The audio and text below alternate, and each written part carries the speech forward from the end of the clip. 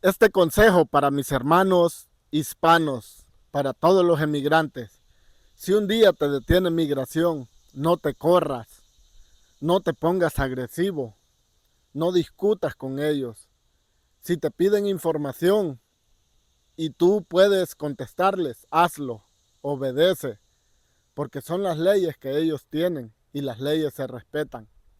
Aunque algunas nos parezcan leyes, ¿cómo te quiero decir?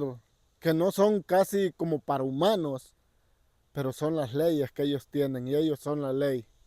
No pongas resistencia, no te les corras, porque puede pasar algo peor. Y si no tienes deseo de contestar hasta que tengas un abogado, ellos también van a respetar tu decisión. Y si les brindas información y eres obediente, nada malo va a pasar. Pueden deportarte, pero vas a tu país. Lo bueno que regresas sano, enterito, vivo. Y eso es la mayor ganancia que puedes tener.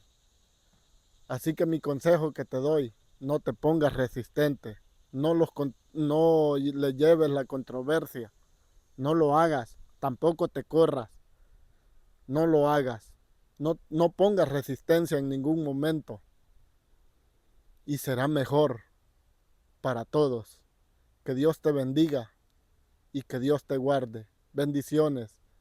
Que mi Dios guarde tu camino y guarde el de todos mis hermanos migrantes, indocumentados y también de los que tienen papeles. Bendiciones.